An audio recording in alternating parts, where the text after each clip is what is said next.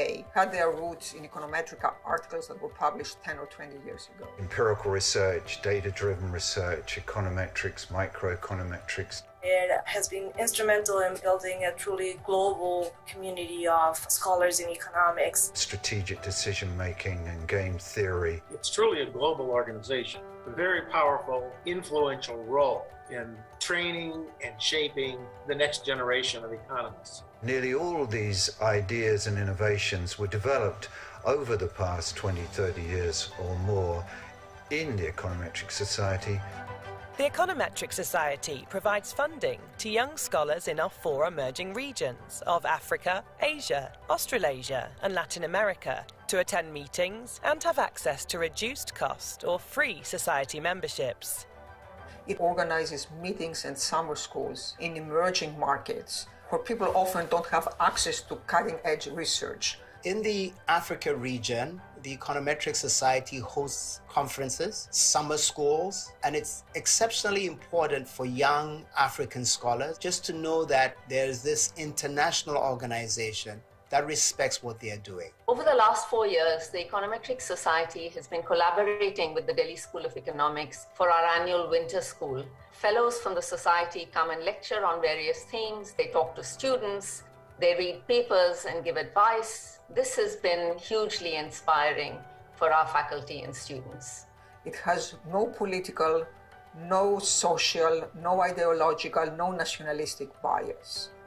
The Society relies on the tremendous support of host institutions and hundreds of academic volunteers from around the globe. To find out more, become a member, or to support the Econometric Society, get in touch at econometricsociety.org. I published my PhD thesis, my very first paper in Econometrica. That puts one on the map. The Econometric Society has generated an amazing body of scholarship. This scholarship and the people who've created it have influenced policies across the world. You don't have to be doing mathematics. You don't have to be doing statistics. Any good branch of economics is welcome.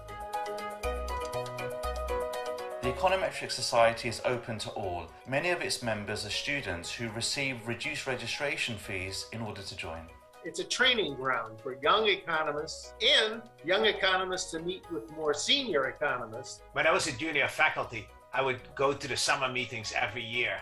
And that was one of the places where I got valuable feedback on the work that eventually led to the Nobel Prize.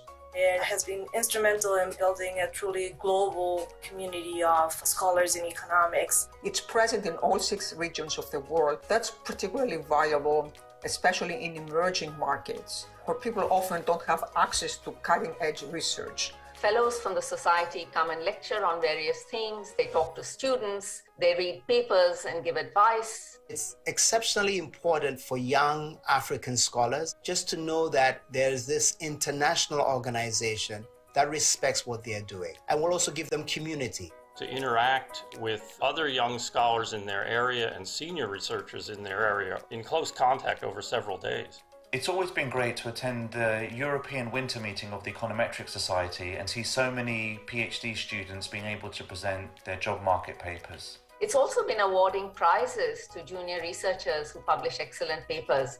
This again is great motivation for them to carry on doing good work. The junior faculty often ask me, is it really worth submitting to Econometrica? Because the bar seems so high at times. You should definitely submit. The big new ideas are going to come from young people, not from the people who've been in the profession for a long time.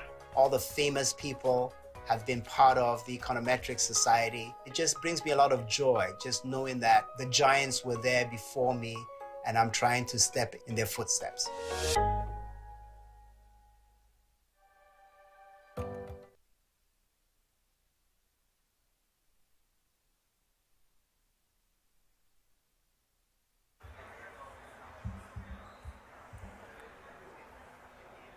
Good morning, almost afternoon. Welcome. My name is Jeanne Lafortune. I'm the Secretary of the Latin American Regional Standing Committee of the Econometric Society, and I welcome you to this session entitled the Simonsen Lecture. Just as a little bit of a background, the Simonsen Lecture is a prize that is awarded by the Latin American Regional Standing Committee of the Econometric Society that rewards the work of people who fit two very specific categories. We need them to be young, and I think that this is defined based on the age of their PhD. And also we focus on individuals who are working in Latin America to foster the development of local talents in our regional universities. It is my pleasure to present to you the two winners for this year, which is Paula Jaramillo and Breno Sampaio.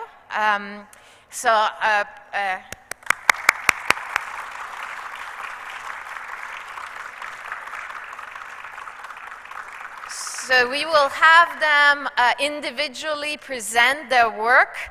So I will first introduce Paula.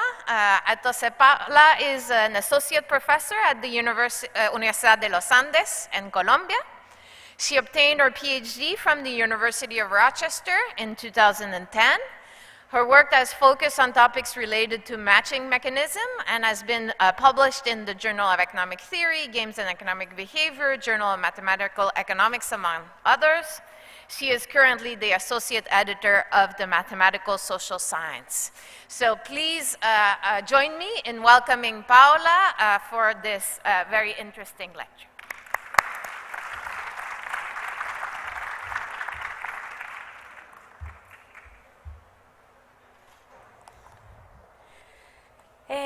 Thank you all for being here. It's an honor and a pleasure to give the Simonsen lecture, and more so to share it with Breno. So I'm starting today. The paper that I'm going to present is matching, well, actually it's not one paper. I'm going to tell you like a story of a market design problem that we had in Colombia, how we thought we finished and we were done, and then how things evolve.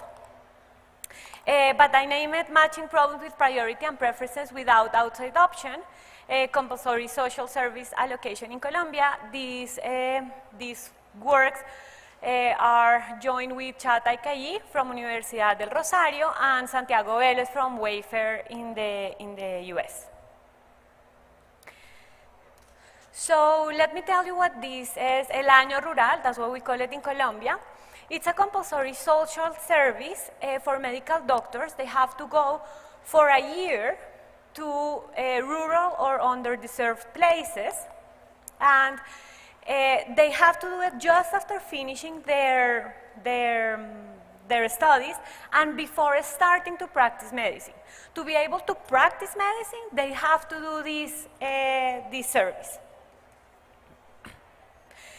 The allocation is decided by the Ministry of Health, but the salaries are paid by the hospital, so I'm actually going to avoid talking about wages here. And this is very important. If a doctor is not assigned to a position, she is exempt from doing the compulsory service and she can start practicing immediately. How it used to be. So until 2012, to allocate the doctor, they had to register in one of the states, and there was a lottery among the doctors that registered, and only the ones that would take this position would get it, the other ones would be exempt.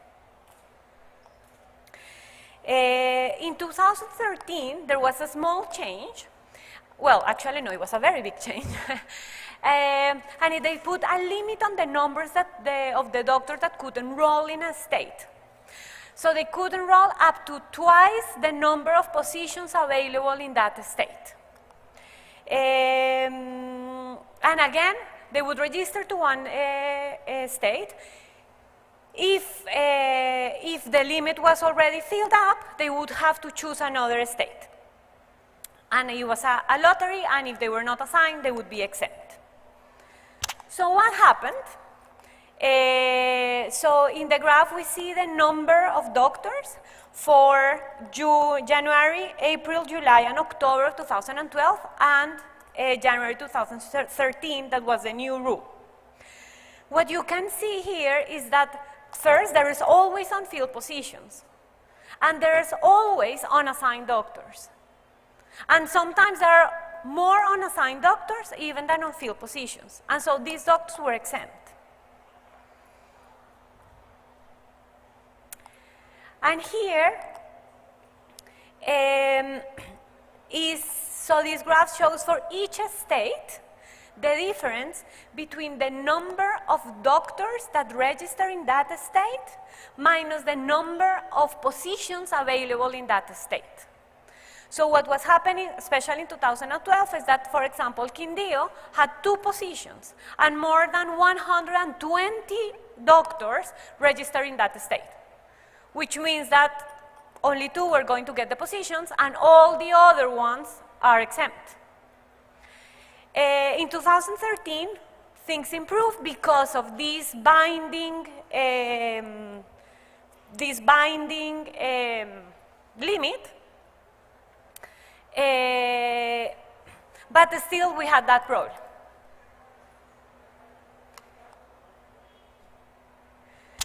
So this mechanism created many problems.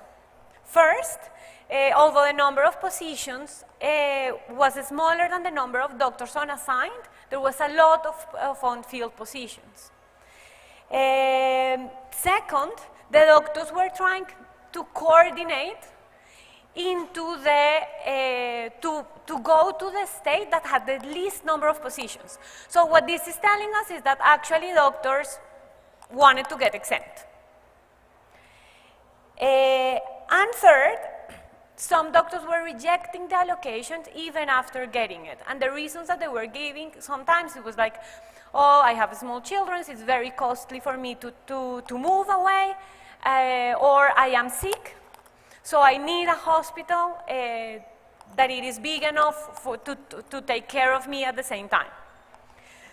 So these are the restrictions that we are going to take into account into the new design of the mechanism. So the first one is that there are some things by law and some priorities that the Ministry of Health imposed for the doctors. So for example, being indigenous, so the indigenous doctor have a priority in the hospital that it is in an indigenous zone. Being a raizal, which is a person that it is from San Andres and Providencia, and they also have priority on that part. And those are by law. Okay, so there's nothing to do about them. The other ones is, for example, being pregnant, being a mother or a father with small children, a doctor with impairments of disabilities, or a doctor that needs special treatment. So those were imposed by the Ministry of Health. We also know that hospitals have some preferences, and I say preferences in quote unquote. They do prefer doctors that are from the same region of the hospital or that were born in that region. And this is also very important, doctors cannot report that they are unacceptable hospitals. So they cannot say that they want to be exempt because this is a compulsory service. Yeah. Okay. So how do we put everything of this in this market? So there is a set of doctors and a set of those hospitals. Each hospital has a capacity, which is the number of positions that are available in that hospital. The doctors have a strict preference relation over the hospitals, but we know that they do have preferences over being exempt. However, they cannot report that, which means that they are only going to report the complete list of hospitals.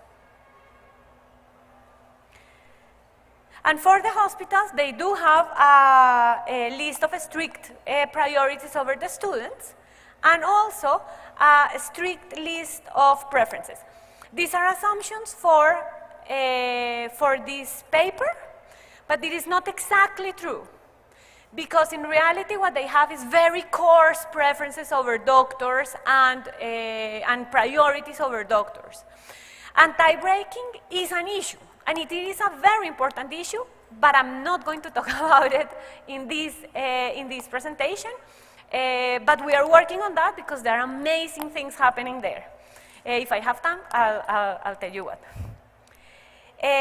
So a problem is the preference relation of the doctors, the hospitals, the priority relations, and the capacities. For simplicity, I'm going to only mention it as P, and by P, I am actually going to refer to the preferences of the doctors that are the ones that change from one problem to the other.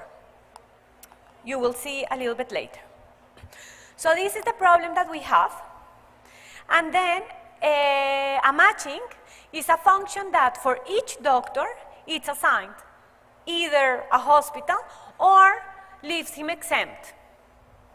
And for each hospital, it gives a set of doctors, and the number in that set cannot exceed the capacity. And finally, if a doctor is assigned to a hospital, then that hospital is assigned to the doctor. So that's a matching, and we're going to focus on these matchings. A rule is a function that assigns for each problem a matching. And this is because of notation. So var phi PD is the assignment of the rule phi for the doctor D in the problem P. Yes. Okay. So I'm going to start telling you about the deferred acceptance algorithm. It's a very well-known algorithm in market design, and it's really nice.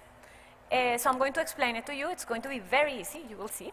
A lot of you already know it, so for the example, I'm going to suppose that there are 3 doctors and 3 hospitals. Each doctor has a strict preference relation over the hospital, and each hospital has a strict preference relation over the doctors. I'm only going to take the preferences of the hospitals. I know that I talked about priorities, but really for this example, it's exactly the same. Actually, mathematically, they are exactly the same, so it doesn't matter. Okay, so in the first step, each doctor goes to the hospital that he prefers. So in the first step, Doctor 2 and Doctor 3 go to Hospital 1, and Doctor 1 go to Hospital 2. Then Hospital 1 is going to compare between both doctors, and according to his preferences, he prefers Doctor 3 in this case. And then he's going to keep temporarily that doctor, he's going to reject the other ones. So in this case, it rejects Doctor 2, and so this is the end of the step, the first step. In the second step, all the doctors that are rejected are going to go to the hospitals that they prefer that have not rejected him before. So in this case, Doctor 2, so his preferences, so he prefers Hospital 1, but Hospital 1 already rejected him. He goes to Hospital 2. And then Hospital 2 has to decide between these 2 doctors. Hospital 2 prefers, in this case, Doctor 2 and rejects Doctor 1 and keeps temporarily Doctor 2. In the third step, then Doctor 1 goes to Hospital 1. And then Hospital 1 prefers Doctor 1, and he keeps it temporarily. Then in this case, finally, Doctor 3 goes to Hospital 3, and this is the end of the algorithm. So in this algorithm, one thing that it is important to notice is that there is, because the doctors report a complete list over the hospital, there is not going to be on-field positions if there are still doctors that are unassigned. Okay, so each doctor has to go to all possible hospitals. Okay, now I'm going to focus on what do we want then from this mechanism? What are we expecting to get? So the first thing is respecting priority. So suppose we have a Raizal doctor and she is not assigned to a hospital in San Andres. Okay? And she prefers that hospital to the one that she was assigned to. Moreover, that hospital has or on-field positions that she can only take, or that hospital has a doctor that has a lower priority than her. Okay? This is something that we don't want. Actually, it's against the law. She has priority in that hospital, and she cannot get in because there is someone that has a lower priority already in that hospital. So this is respecting priorities. And this part says exactly the same that I said. And we call R the set of matchings that respect priority for the market. We also want efficiency, right? So I'm going to talk about first doctor efficiency. A matching is doctor efficient if there is no other matching, such that each doctor finds it at least as desirable and at least one doctor preferred. Traditional definition of efficiency, the only difference that we are only focusing on doctors. So the same definition, but in equations, and then DE is the set of doctor efficient matchings. So this is the set of matchings, this huge M. This is the set of matchings that respects priority, and the red one is the doctor efficiency. We already knew by the school choice literature that in some problems these two sets are disjoint. Okay, so this means that we cannot get a rule that will always give us a matching that respects priority and is doctor efficient. However, in this problem, we do have another agent, that it is the hospitals. The hospitals also have preferences. So we are going to consider a weaker version of efficiency, that it is the traditional efficiency, where we take into account both agents, hospitals and doctors. So matching is efficient if there is no other matching such that each agent finds it at least as good and at least one agent prefers it. And this set, we call it E.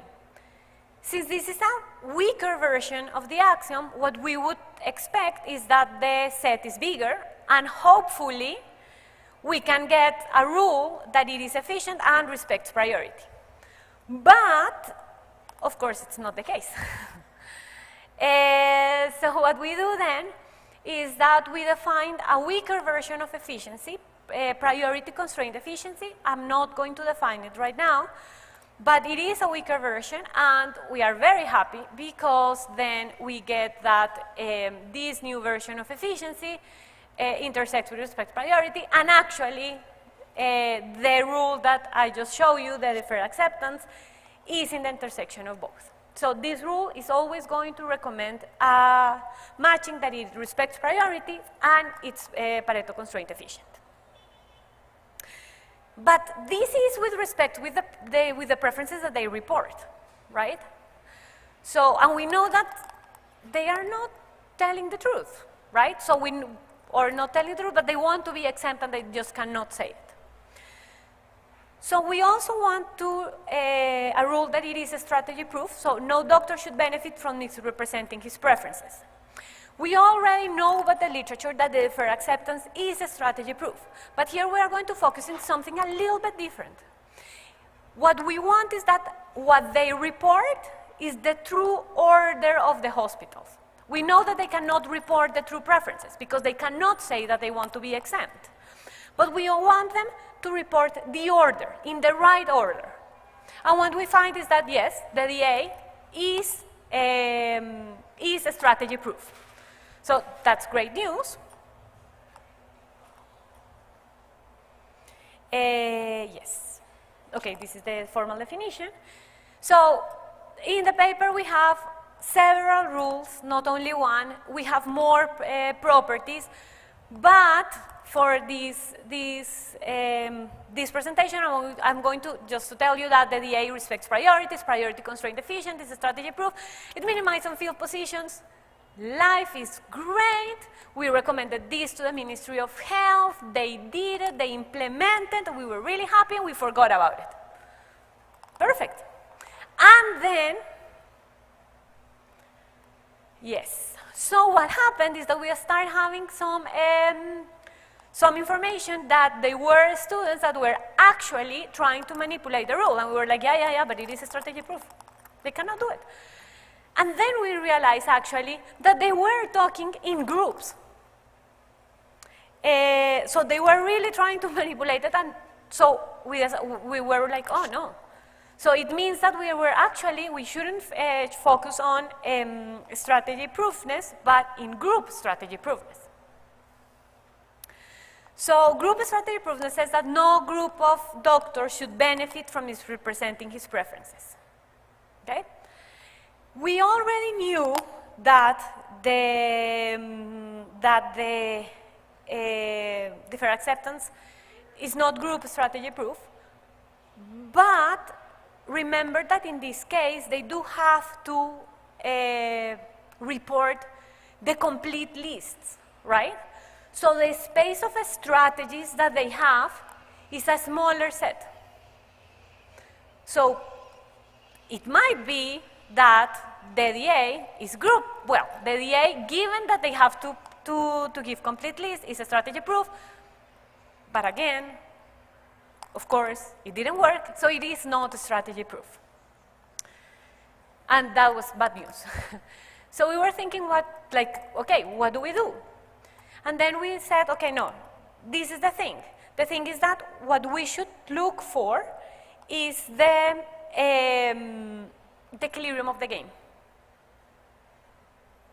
We want to know what are they getting if they misrepresent their preferences. So for that, sorry, that was a formal definition. I'm going to define a game. So only the doctors are strategic. We are not assuming that the hospitals are strategic. First, they cannot manipulate priorities. Priorities is given by the health ministry and by the law, so they cannot do that. And as I told you before, the hospitals do have preferences, but the preferences that the hospitals have are related to the location of the person. So they prefer doctors that are in the region of the hospital or that studied in the region of the hospital. So they are not really strategic agents in this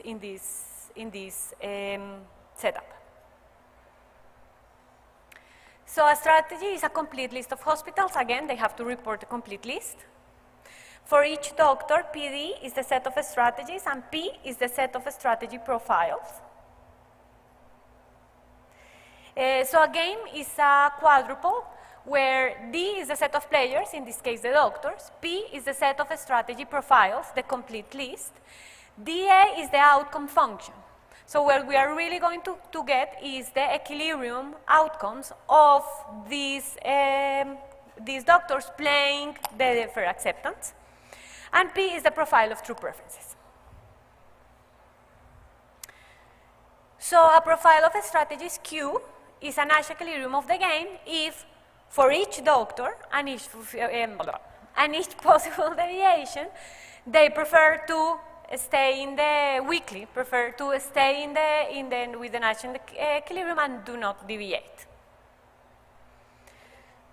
So E of the DA of P is the set of equilibrium, and O is the set of equilibrium outcomes. And we only care about the equilibrium outcomes. We really don't care about the equilibrium. We want to know what do they get. So our aim in this paper is to characterize the set of equilibrium outcomes. Okay, we want to know if they manipulate, what are they going to get. So the first result is really nice. What we know is that the set of matchings that respects priority are in the equilibrium outcomes. We also know that this is strict. So it's a strict subset. We don't only get the set of matching that respect priority. So consider that matchings that Pareto dominate the DA for the doctors. What we know is that some of them are also equilibrium outcomes, but not all of them. And that was really a surprise.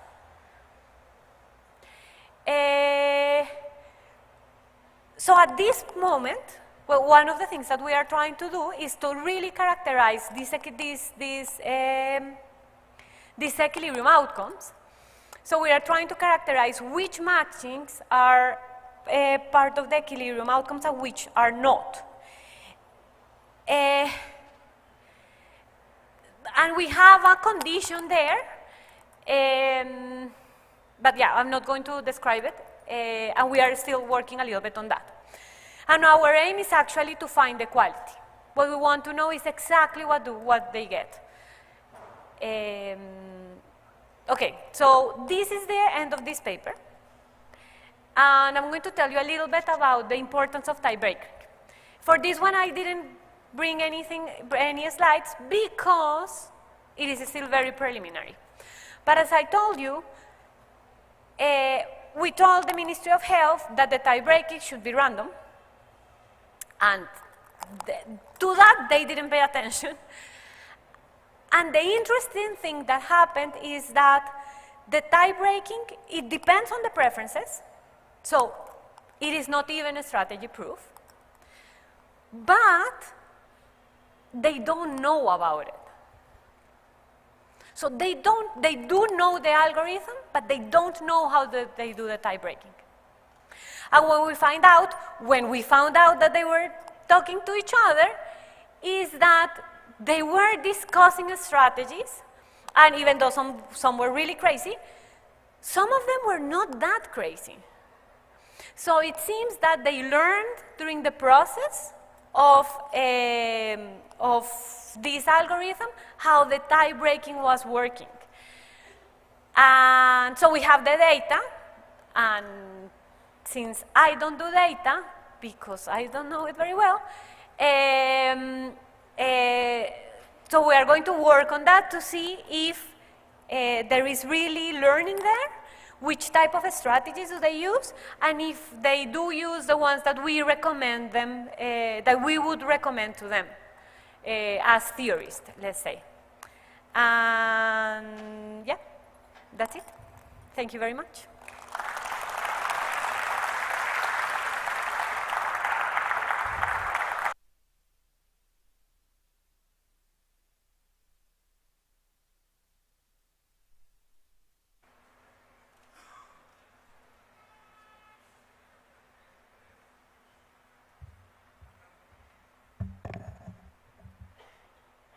Thank you very much, Paula, for this very interesting discussion of how theory can serve public policy wrongly or rightly, depending on how it's applied. I'm very happy to introduce our second winner, which is Breno Sampaio. So Breno is an associate professor at the Universidade Federal de Pernambuco. He's also the director of the Group for the Economic Evaluation of Public Policy and a faculty affiliate at ICA. He obtained his PhD in 2011 from University of Illinois Urbana-Champaign, and his work has been published in Econometrica, Journal of Health Economics, Labor Economics, and Economic Letters, among others. So I am very happy to welcome Breno so that he can tell us about his research. Thank you.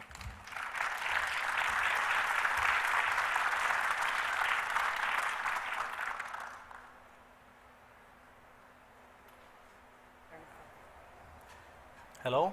Oh.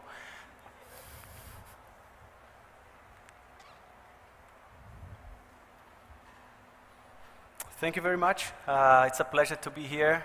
It's a pleasure to share this prize with you, Paula. I think this is the first time that my region is represented and my university is represented in such prestigious prize, so thank you very much.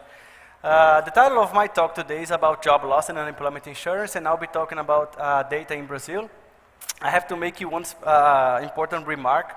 I prepared a presentation with 66 slides, which should last 1 hour, and I discovered 1 hour ago that I only had 30 minutes, so I'm gonna have to rush around. I hope you understand a bit, but forgive me for rushing a lot. So I'm gonna talk about...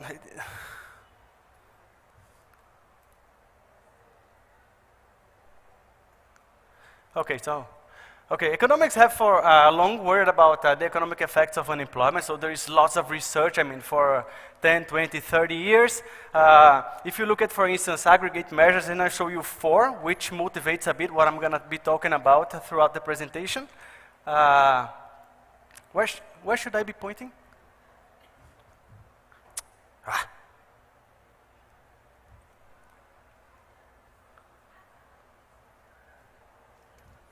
There are only 3 buttons. I pressed on all of them and it didn't work.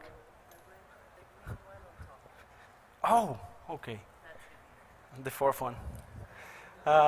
Okay, so if you look at aggregate measures of homicides, for instance, in Brazil, you observe this completely inverse relationship between employment rate and crime, and this motivated a lot of papers and people using, for instance, measures on municipalities, shock to unemployment on municipalities, and how crime reacts to that. And it could be through many mechanisms. For instance, it could be that people don't have money, so they commit crimes to extract.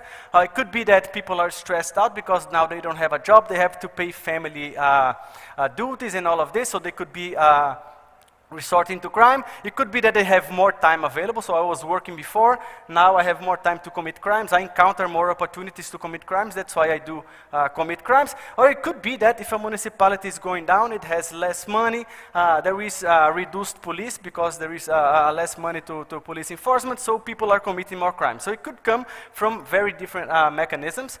If you look at, for instance, domestic violence, which is the second topic that I'm going to be covering on this presentation, it also presents kind of similar shape, and besides money, stress, time, and so on, it could be that only couples are more exposed when one is fired or the other, both are fired, so they spend more time together. This could be great, but this could be very bad because opportunities to commit crime, to commit domestic violence increases. This justifies a bit what we observed in COVID era. With all these lockdowns, we saw massive increases in domestic violence throughout many countries in the world. The third topic that I'm going to be talking about is mortality in general, not about mortality related to homicides or domestic violence, but more broadly speaking, it could be that people are unemployed and mortality increases because of money, stress, time, but also, especially in the framework of Brazil, which I'm going to motivate a bit, it could be that people are unemployed and they go to bars and they drink more and they get their motorcycle and go home while driving, they are drunk and they suffer an accident and get killed. So it could be, mortality could increase through many dimensions. It could be also, this more related to developed countries, that older people, they lose their jobs, they're stressed and maybe they suffer a heart attack and increases mortality. And the fourth topic, if you look at, for instance, measures of unemployment rate in Brazil and school enrollment, there is massive negative relationship. And again, this could be related to all this kind. Maybe parents have less money and they maybe are asking their kids to work more and the school enrollment decreases, or it could be that, for instance, when unemployment, a mother is fired, it could be that she has more time to invest on the kids, so enrollment or performance in school would increase. So it could come through many mechanisms. So what we try to do here is, first, I mean, there's lots of literature using these aggregate measures. Most of them rely on aggregate shocks, and this could be one limitation if one wants to understand the mechanisms behind this thing. So one would have to resolve to individual level data, which is quite rare for many countries, especially for developing or less developed nations. And also, I mean, if we're using aggregate measures, it could be that aggregate shocks, it could be that other things change, for instance, police enforcement, and you cannot understand precisely what are the mechanisms behind these decisions. And the second shock that I'm going to be talking about is unemployment insurance. Okay, so why is it important to look at unemployment insurance combined with the framework that we are looking at the effect of job loss? For two things mainly. First, we want to understand if the policy works. I mean, it's very important from a policy perspective, but also, since it's money that is being given to these people that were fired, we kind of understand a bit what are the mechanisms, for instance, related to liquidity constraints. So we'll open up a bit these mechanisms. Also, and there is quite very limited evidence on the effects of UI in the world, but especially in developing countries, well-identified evidence. And of course, understanding this policy is very important if we're talking about data from Brazil, a less developed framework, because you have all these problems associated with high labor turnover, public safety, weak social services, and so on. Okay, just a motivation, I'm gonna run very fast here. If you look at unemployment insurance in developed nations, it's quite present, right? So, I mean, if you look at this paper from François Gerard, Joana Naritomi, you see that in 20 countries, almost all of them, developed nations, have unemployment insurance. I'm gonna motivate here on the presentation that unemployment is quite important. Unemployment insurance is quite important. If you look at less developed countries, you see that, I mean, the presence of unemployment insurance schemes is very small. Maybe this is where they need the most, okay? So, outline of my talk, I'm gonna spend 2 slides very fast here on methodology, okay? One is related to how we measure the effects of job loss, and the other one is related to how we measure unemployment insurance. And then I'm gonna present very fast to you effects on employment and income, just sort of mechanic, let's say, and then focus on crime, domestic violence, health, and education. This, again, summarizes 5 years of research, 4 papers, presented in 30 minutes with a presentation of 1 hour. Okay, and then concluding remarks.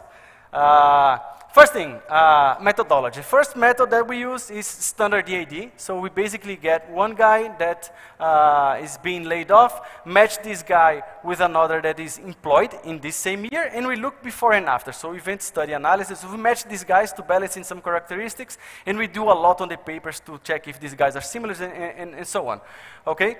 Of course, it could be that one is fired because he's doing a bad thing. For instance, if you picture domestic violence, maybe I hit my wife and the community got to know about this, but she didn't report it. And then my employee, he received this information, and, oh, I don't want this type of employer here, so he fires me, and then I have no money, I'm stressed out, and I hit more my wife, and then she goes and reports. So this is gonna pop up on my statistics, but there is a problem of reverse causality here.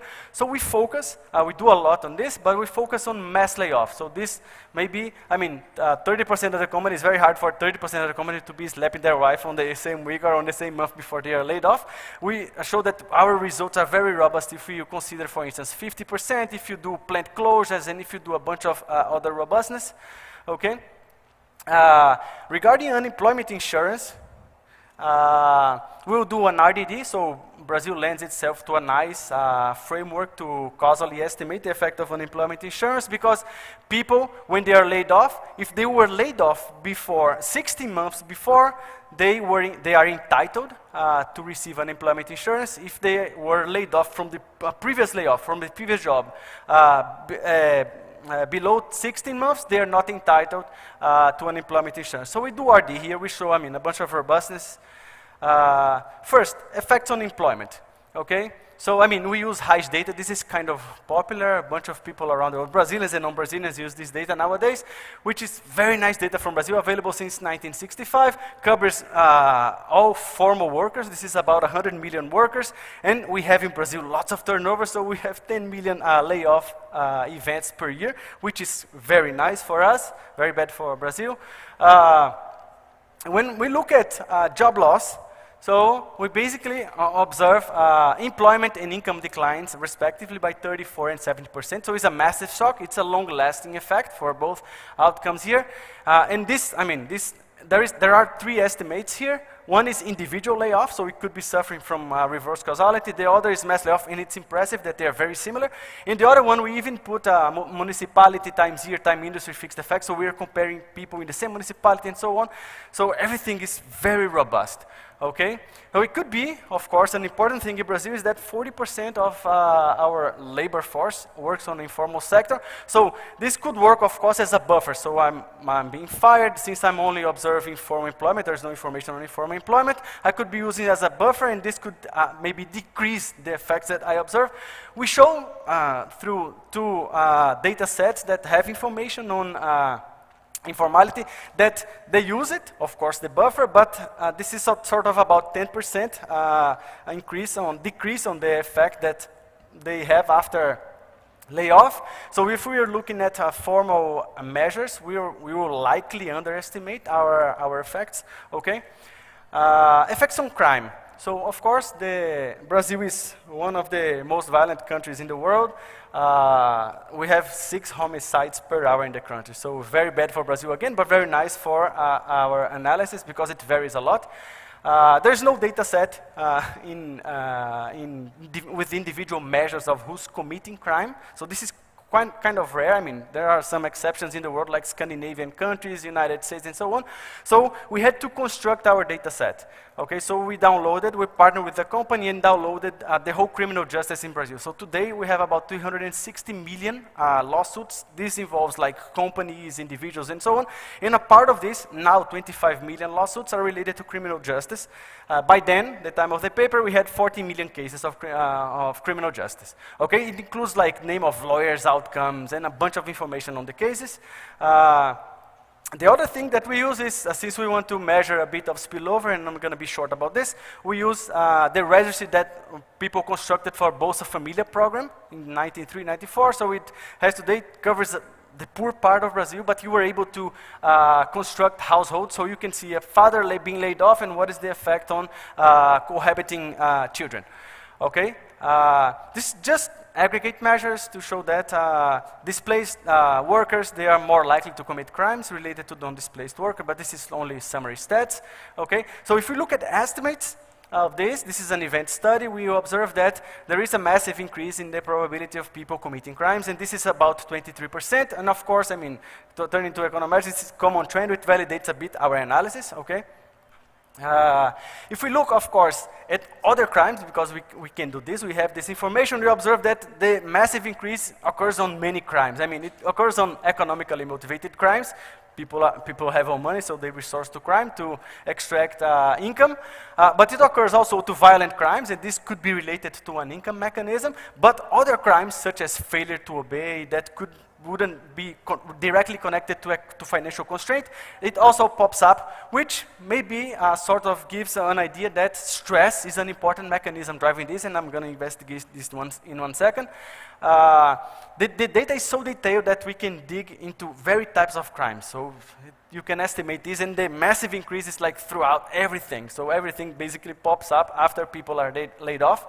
Okay, if we do like decrease the timing, so this, I was talking about yearly measures, but if you do at monthly level, we observe, I mean, at the month that we have common trend, things pop up exactly after layoff, and there is 2 colors here, these are all laid off and mass layoff measures, so they are very similar.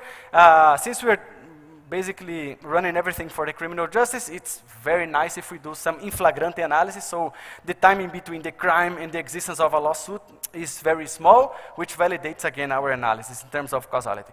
Okay, if we look at effects on cohabiting son, it increases by 18% basically, and this is good because it gives an idea, because these kids are not being laid off and they are not suffering the same shocks as their parents, but the household is under stress, so it could give an idea of they are trying to extract money, of an income mechanism playing a role here. Okay, so summary, we have that job loss increases crime for all crimes, economically motivated and other crimes, and there are spillover for kids. But again, this could come from very different mechanisms, okay? It could come from a reduced opportunity cost. I don't have a job there, so the opportunity cost decreased after I was laid off. It could come from a liquidity effect. It could come from psychological stress. It could come basically from time substitution, because I have time now to commit crimes. So we look at UI, which gives money to people, to understand the mechanism of liquidity constraints there, okay? So, I mean, let me jump this. This is only showing like balance on the RDD. This is very important because it's balance just before and 3 years before, so they are very similar in terms of crime on the RDD, okay, for the outcome measure.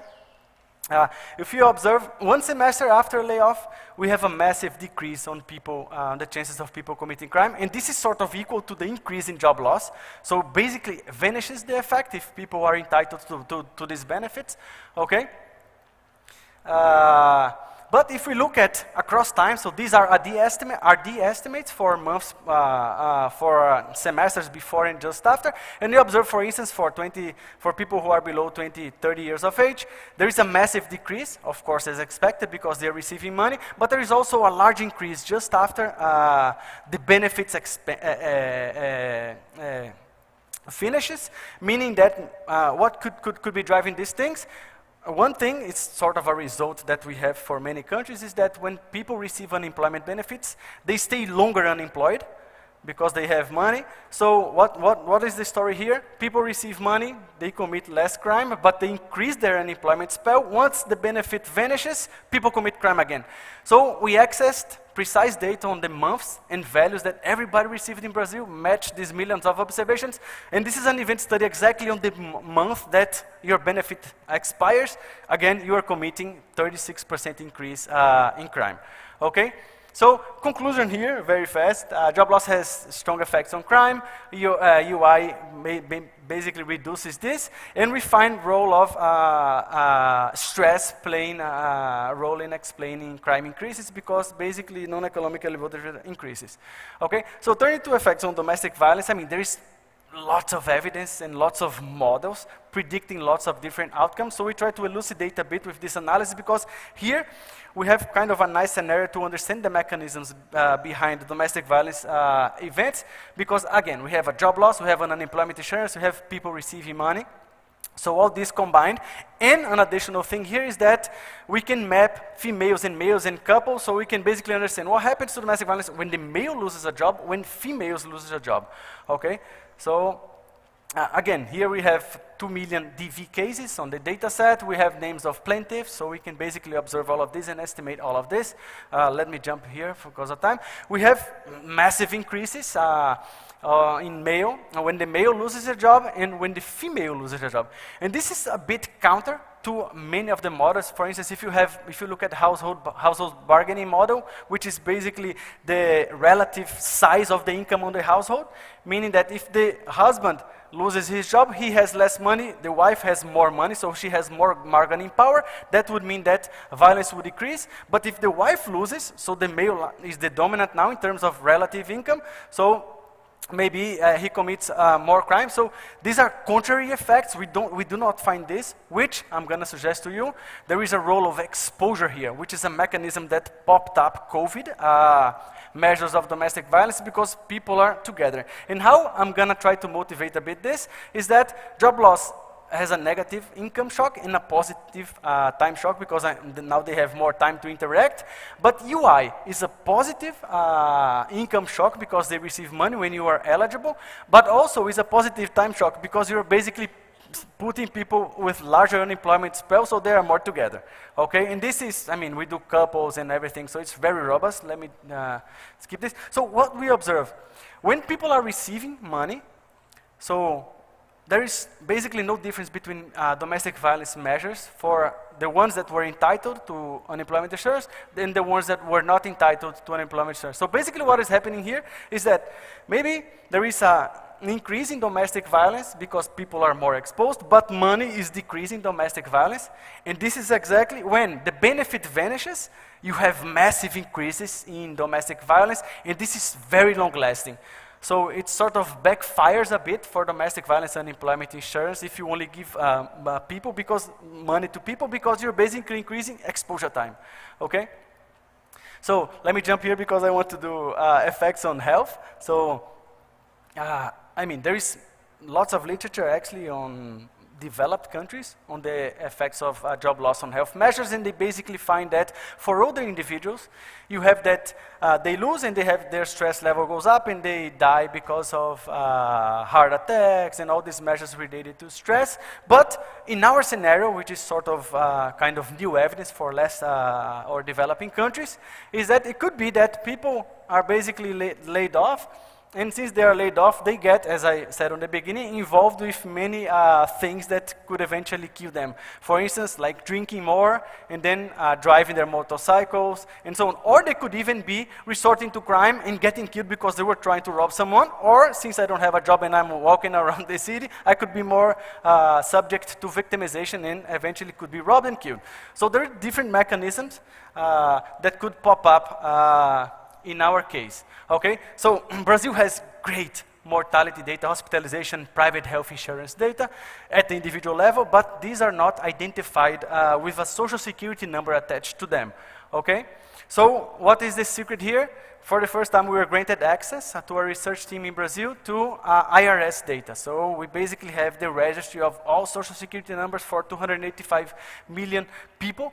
So what we did here, we went to the public data and de-identified it. So basically, we were able to de-identify 70-80% of mortality data, 70-80% of hospitalization data. This is million observations. 40% of private health insurance data. So basically, we now have measures precisely estimated for individuals, all linked with a social security number to it. Okay. So what we, in terms of health insurance access, most of health insurance in Brazil, they are given by employers. So companies, they offer, when you are employed, also health insurance.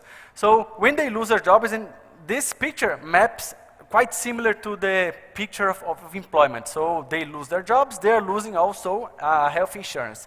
Okay? In terms of, and here is important, but it doesn't justify, because we will be observing public hospitalization, okay? So it could be that people are, this is why I'm showing health insurance. It could be that people are losing health insurance and then they are popping up in our data because they are not accessing private hospitals anymore. They are accessing public. This just doesn't justify anything of our data. So our results are, if you control for this, I mean, this doesn't, but I'll show you a bit more on this. So there is 30% increase in the probability of hospital admissions, okay? And of course, if you observe here, females, they also lose, it's light gray, they also lose access to health insurance, but they do not pop up in terms of, which gives a bit the notion that if it was transferring to public system, both of them would pop up a bit, okay? If you look at mortality, there is an 81% increase in mortality risk in the first year after layoff, which is massive, okay? And this, of course, there is no pre-treatment here because you cannot, to lose a job or to match to, you cannot be dead by then. But we do a lot of robustness on this, like an ITT approach, where we match companies like 4 years before, 2 years before, and look at all employees on these companies, even the ones that were not mass laid off 2-3 years later, so we can have common trend, and it's perfectly good, our estimates. We estimate for many different categories, okay? So we observe that indeed for Brazil, there is increases, for instance, in ischemic heart diseases, but it pops up a lot on injuries, on transport vehicle accident. So sort of mechanisms that could assault, so mechanisms that are quite present on less developed countries, okay? And of course, I mean, these external causes, which are assault and so on and so forth, they do happen. The black one happened for the younger individuals and slightly less for older individuals. And the other causes not related to this, which could be sort of a mechanism for developed countries, they pop up for older individuals as we expect. Okay? And unemployment insurance decreases health insurance. Why? It decreases health insurance. People now have money, so they could buy health insurance, but this is not on their preference, so they don't buy health insurance. But since I received unemployment insurance, my unemployment spell is longer, so I find a job later on. Since health insurance is basically given by employers, this is decreasing further their health insurance enrollment. Okay? But important here, I think, is just to highlight very fast the role played by access to unemployment insurance in reducing mortality measures and reducing hospitalization measures. Okay, let me see this final very fast effects on education. Okay, so what we do here, we match all these data sets to school census, and we have school census identified at the individual level, so we can link them and look at the intergenerational consequences of job loss. Do kids suffer after their parents lose their job? Okay. So they do suffer a lot. There is job loss reduces school enrollment of the kids by 7%. Okay, and this is very strong for older individuals. So for younger individuals, by law in Brazil, they should be in school, and the effect is much smaller. But for older individuals who could already work informally, I'm gonna show you this in 1 second, they do decrease a lot their enrollment. Okay, if we look at age grade distortion, on the contrary, there is massive increases on massive 3% increase on age grade distortion, and this happens a lot for younger kids who are not going out of school, but they are being retained. They're repeating grades and so on. Okay, but is it money? It could be. For instance, here you observe only private school students, and when the parent is laid off, they decrease the quality of the school that they enroll their kids. So basically I'm shifting my kid to a less quality school, which is cheaper, okay? Or I'm sending my kid to a public school, okay? So increases a lot the chances of, and in Brazil, private and public school, they differ a lot. Privates are known to be much better than private schools, okay? Still on money, does it increase teenage work? It does. When you look at 14 to 17 years of age, and you have these measures from other data sets, they do increase their informal employment, okay? So they could be resorting to employment to capture some income. Still on money, do we observe teenage crime? So our data set on criminal justice doesn't cover younger individuals because only above 18 they show up on the data. But we discovered that on school census you have correctional facilities, the code for correctional facilities. So we could observe, and since to go to a correctional facility you have to commit crimes, and for younger individuals, if we look at, for instance, our criminal justice data, 18, 19, 20 years of age, basically 70% of these crimes, they are economically motivated. So probably these kids are resorting to crime to extract money, and they go to these correctional facilities, okay?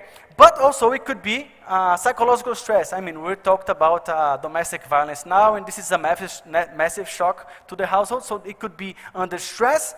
So what happens to teenage pregnancies? We link this data to teenage pregnancy, and it pops up a lot after their parents lose their jobs, okay?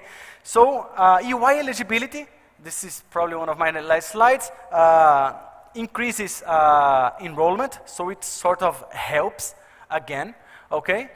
It decreases the probability that children are sent to juvenile correctional facility, which is great, validating a lot the importance of this liquidity constraint.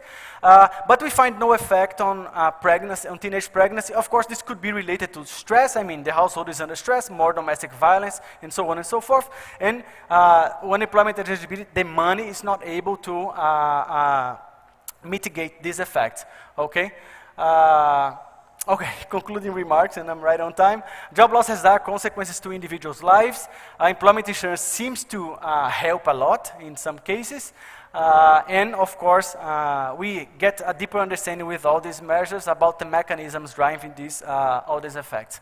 Okay, future work, I have 1 minute. We're doing sort of migration analysis. So with the IRS data, we have addresses for everybody in Brazil, basically for the past 20 years, so precise addresses like apartment that they live in. So we can replicate basically basic census measures, but with a social security attached to them, linked to all this crime data, domestic violence data, school, and so on and so forth. So we are studying, maybe I get fired, I decide to move, but if I receive unemployment insurance, it's even better because now I have money to move. So we are investigating the interaction and how this interacts with networks, because we can build the networks of these people for many years, where they are now, where they were, and so on. And we are looking at access to justice. I mean, how people, when they are fired, now they are entitled to unemployment insurance. They have money to pay a lawyer and to access the benefits, their benefits that were not paid by employers. Okay, this summarizes 4 papers which have many great co-authors, okay? there is a huge team. We have, I mean, this is part of our data. We are expanding our data framework. It's massive, and there's lots of people working with us, lots of RAs, lots of PhD students, and this is a partnership, I mean, from my group at UFPE, and also a strong partnership with the clean group of Paolo Pinotti at Bocconi. Thank you very much.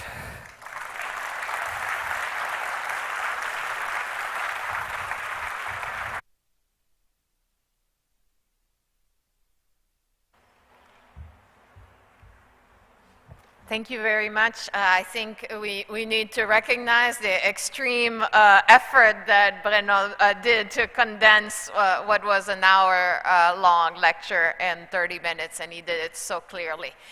Thank you, everybody, for attending this talk. We hope to have, in the future, more Simonsen lectures and that can recognize the contribution of young economists to the region. Thank you very much.